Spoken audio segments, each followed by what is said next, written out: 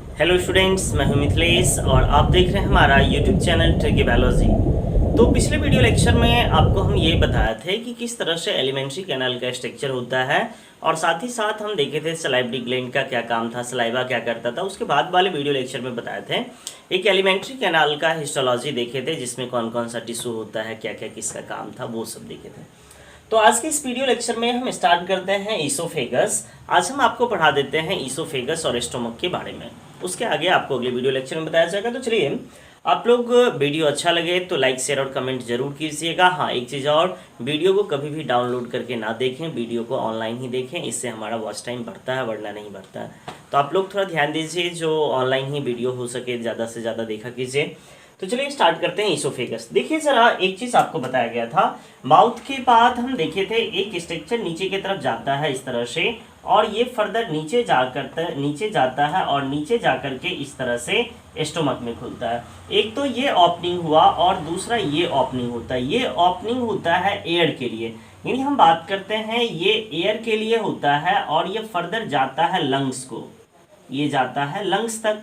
अब देखिए, लंग्स तक जो जाता है पाइपलाइन वो कहलाता है ट्रेकिया, और जो फूड को ले जाता है, ये तो एयर के लिए हुआ बट ये किसके लिए हुआ, फूड के लिए। यानी हम बात करें वो पाइपलाइन जो फूड को लेकर के जाएगा, ईसोफेगस कहलाएगा, या फिर इसी का नाम देते हैं फूड पाइप और फूड पाइप। क्लियर है क्या? नाम में आप समझ सकते हैं, फूड पाइप नाम देते हैं। क्लियर है क्या? अब जरा देखिए, इसी की बात करते हैं इस ईसोफेगस की। तो हम बात करते हैं ईसोफेगस फर्दर माउथ के बक्कल कैविटी से स्टार्ट होकर के स्टोमक तक के जो एक सिंपल लार्ज थिन और जो यूनिफॉर्म एक ट्यूब लाइक स्ट्रक्चर होता है, इसी का नाम देते हैं ईसोफेगस। देखिए कौन कौन सा वर्ड आपको ध्यान रखना है, पतला होता है, लंबा होता है और एक जैसा यूनिफॉर्म होता है, ट्यूब लाइक स्ट्रक्चर होता है, यही क्या कहलाता है, ईसोफेगस। दूसरी बात करें, जैसे आपने देखा था जो लेयर की बात करें, एलिमेंट्री कैनाल का जो लेयर होता है, सिरोसा था, सबम्यूकोजल था, म्यूकोजल था, मस्कुलेरिस था, ये सारा कुछ लेयर था, 4 लेयर थे।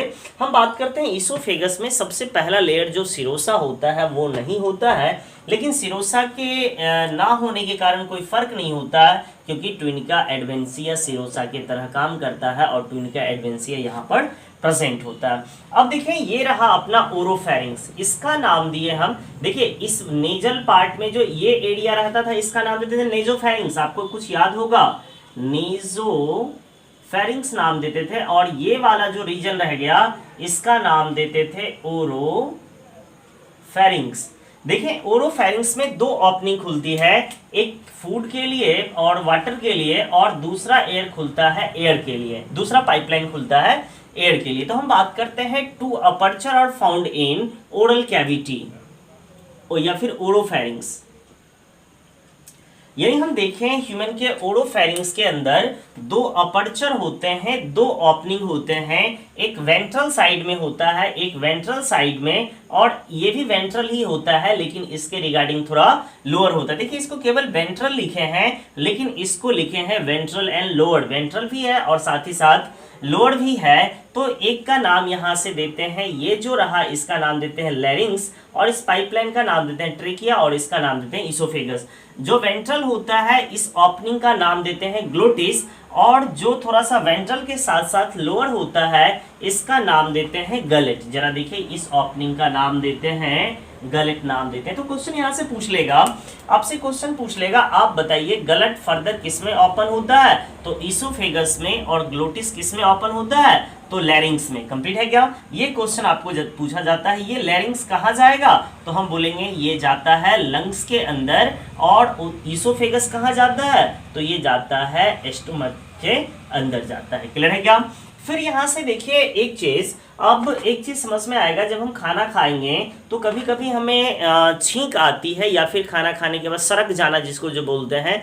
कभी कभार क्या होता है, खाना खाते के साथ साथ हम लोग बोलते हैं, जिसके कारण फूड के पार्टिकल थोड़े बहुत इस ट्रेकिया में चले जाते हैं, जिसके कारण एक छींक होती है, छींक के कारण ये बाहर निकल जाता है। और ये जो ग्लोटिस है, ये ग्लोटिस ही क्या करता है, इस फूड को उस फूड के पार्टिकल को इस लैरिंग्स के अंदर से अंदर आने से रोकता है। जैसे आप फील करें, ये जो है ना एपिग्लोटिस ऐसे करके कार्टिलेज का बना होता है और फिक्स होता है। लेकिन हम बात करें इसको, मान लें ये लैरिंग्स का ट्रेकिया है, लैरिंग्स है और ये ऊपर ग्लोटिस है। तो देखिए ऐसे इपिग्लोटिस ऐसे फिक्स होता है और जब हम कुछ चीज निगलते हैं तो ये ऊपर जाकर के लॉक हो जाता है। तो जरा देखिए ये हवा वाला तो जिससे एयर जाना है वो तो लॉक हो गया, लेकिन फूड इधर से चला जाता है। आप फील यहाँ पे हाथ रख के कर सकते हैं, कोई चीज निगलेंगे तो फील करेंगे ये ऊपर की तरफ सेट होता है, यानी ये ऊपर की तरफ सेट होता है, जिसके कारण ये पैक हो जाता है और फूड इधर से नहीं जाता है, फूड इधर से चला जाता है। क्लियर है क्या? तो ये टॉपिक अभी हम आपको ईसोफेगस बताए थे, अब आपको हम यहाँ से स्टोमक बताएंगे। तो चलिए अब हम इसको मिटाते हैं और आप लोग भी इसको साथ ही साथ लिखिएगा। अब हम पढ़ेंगे स्टोमक। चलिए अब हम आपको बताते हैं इस स्टोमक के स्ट्रक्चर के बारे में।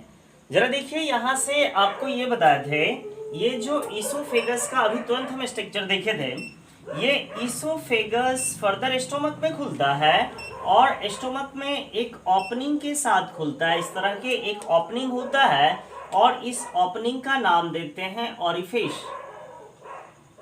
और ऑरिफिस किस रीजन में है, ये ओपनिंग किस रीजन में है, कार्डियक रीजन में, इसलिए इस ओपनिंग का नाम देते हैं कार्डियक ऑरिफिस नाम देते हैं। देन अब देखिए इस स्टोमक की बात करें तो इस स्टोमक को टोटल 4 पार्ट में डिवाइड करते हैं। एक ये वाला रीजन जो होता है यहाँ तक, ये वाला रीजन, इसका नाम देते हैं फंडस। यानी हम देखिए ये रीजन जो है यहाँ तक, जरा फिर से देखिएगा, ये रीजन जो है इसका नाम देते हैं हम फंडस नाम देते हैं। देन ये वाला जो ये जो रहता है कार्डियक नाम देते हैं, ये वाला पार्ट जो होता है फंडस नाम देते हैं, और ये वाला जो अपना पार्ट रहता है इसका बॉडी नाम देते हैं, इसका एंट्रम नाम देते हैं और इसका नाम पाइलोरस नाम देते हैं। देखिए इस स्टोमक को हम मेनली 4 पार्ट में डिवाइड करते हैं।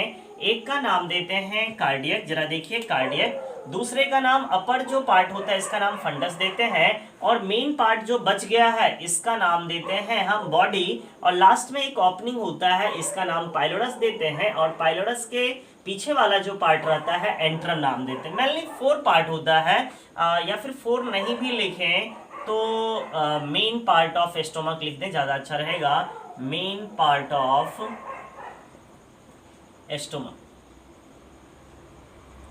इसमें ये सारे आए। देखिए यहाँ पे फिर एक चीज आपको बताते हैं, अब इसकी बात करते हैं। ह्यूमन की बात करें तो ह्यूमन के लेफ्ट साइड में, जरा ध्यान दीजिएगा, ह्यूमन के लेफ्ट साइड में स्टोमक होता है। कभी भी ये मत कहिएगा जो राइट साइड में स्टोमक होता है, ह्यूमन के लेफ्ट साइड में स्टोमक होता है। सबसे पहली बात तो ये रहा, लेफ्ट साइड में अपना स्टोमक रहेगा। पहला पॉइंट आया, ह्यूमन के एब्डोमन के लेफ्ट साइड में सिचुएटेड होता है ये अपना स्टोमक। फिर दूसरी बात करते हैं, ये जो है ना एलिमेंट्री कैनाल का सबसे वाइड पार्ट है, एलिमेंट्री कैनाल का सबसे चौड़ा पार्ट है, ये भी आपको बता दिए। फिर देखिए ये जो रहता है कुछ जे शेप रहता है, जरा देखिए आपको ये जे शेप दिखेगा, जे शेप रहता है, एक खाली बैग लाइक स्ट्रक्चर और साथ ही साथ मस्कुलर लेयर होता है। जरा देखिए आपको पहले भी बताए थे पिछले वीडियो लेक्चर में, एलिमेंट्री कैनाल बहुत बड़ा है। इस एलिमेंट्री कैनाल में मस्कुलरिस जो पार्ट होता है सबसे ज्यादा स्टोमक के पास होता है, काहे कि ये मोटा भी होता है। देखिए आपको क्या बताया, ह्यूमन के लेफ्ट एब्डोमिनल साइड में स्टोमक रहेंगे, साथ ही साथ ये एलिमेंट्री कैनाल का सबसे वाइडेस्ट पार्ट है, और तीसरा बताया ये जे shape muscular empty bag like structure है। और इसके अंदर मैंने 4 पार्ट बताए, कार्डियक, फंडस, बॉडी और पाइलोरस। जरा देखिए इसके अंदर 2 ओपनिंग है, एक फूड को आने के लिए और दूसरा यहाँ से बाहर जाने के लिए, 2 ओपनिंग। देखिएगा यहाँ से आपको बताए 2 ओपनिंग होगा। पहला ओपनिंग जो होगा कार्डियक ऑरिफिस, जरा देखिए इसका नाम दिया है कार्डियक ऑरिफिस, जो फूड को लेगा, यानी हम बात करें जंक्शन ऑफ ईसोफेगस, यानी जहां पर ईसोफेगस स्टोमक के साथ जुड़ता है, यही पार्ट अपना क्या कहलाएगा, कार्डियक ऑरिफिस कहलाएगा। तो जरा देखिए कार्डियक ऑरिफिस। और देखिए दूसरा आता है पाइलोरस ऑरिफिस। पाइलोरस ऑरिफिस क्या होता है, वो पार्ट, अब देखिए यहां से स्टार्ट हो जाएगा डियोडिनम, और डियोडिनम की बात करें ये जो होता है अपना स्मॉल इंटेस्टाइन का पार्ट होता है। तो यहाँ के बाद ये फूड कहाँ चला जाएगा, स्मॉल इंटेस्टाइन में। तो अब देखिए ये स्मॉल इंटेस्टाइन जहां पे जुटता है उसका नाम देते हैं पाइलोरस ऑरिफिस। जरा देखिए open into duodenum of small intestine. और देखिए कार्डियक ऑरिफिस क्या होगा, joint of the lower end of oesophagus, ये हो गया। फिर देखिए स्टोमक की बात करते हैं। स्टोमक जो है ना एक तरह से एक हार्ड लेयर से घिरा होता है जिसका नाम देते हैं पेरिटोनियम, और पेरिटोनियम लेयर से घिरा होता है, साथ ही साथ इसके साथ फैट और लिम्फेटिक टिश्यू भी यहाँ पे होते हैं। और जब किसी पेरिटोनियम के साथ फैट और लिम्फेटिक टिश्यू जुट जाते हैं, साथ रहते हैं, तो उसका नाम देते हैं ओमेंटम। जरा ध्यान दीजिएगा, ओमेंटम आपसे पूछेगा ओमेंटम कहाँ प्रेजेंट होता है, तो स्टोमक पे ओमेंटम प्रेजेंट होता है। ओमेंटम होता क्या है, जब पेरिटोनियम लेयर के साथ फैट और लिम्फेटिक टिश्यू जुट जाते हैं तब इसका नाम हम देते हैं ओमेंटम। ये चीज आपको हम बताएं। फिर देखिए यहाँ से कन्वेचर की बात करें। कन्वेचर का मतलब होता है घुमाव। स्टोमक के अंदर मेन दो घुमाव है। जरा देखिए ये राइट साइड वाला और दूसरा लेफ्ट साइड। जरा देखिए ऐसे खड़े हो जाए तो स्टोमक किधर है, और स्टोमक का लेफ्ट पार्ट किधर हुआ, लेफ्ट पार्ट, अरे भाई देखिए लेफ्ट पार्ट किधर हुआ, लेफ्ट पार्ट इधर हुआ और राइट पार्ट इधर हुआ। तो हम बात करें यहाँ से राइट पार्ट का, ये जो ऊपर फुला हुआ रहता है इसका नाम देते हैं राइट कन्वेचर या फिर ग्रेटर कन्वेचर, और इसका नाम देते हैं लेजर कन्वेचर। क्लियर है क्या? तो आप लोग इस डायग्राम को बनाइए।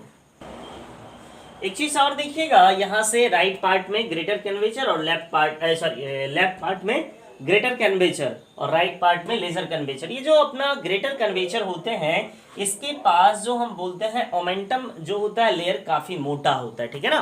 तो आज का वीडियो लेक्चर इतना ही। अगले वीडियो लेक्चर में हम आपको बताएंगे स्टोमक से रिलेटेड एंजाइम की बात, ठीक है ना। तो अगला लेक्चर बहुत ही ज़्यादा इंपॉर्टेंट होगा, तो मिलते हैं अगले वीडियो लेक्चर में।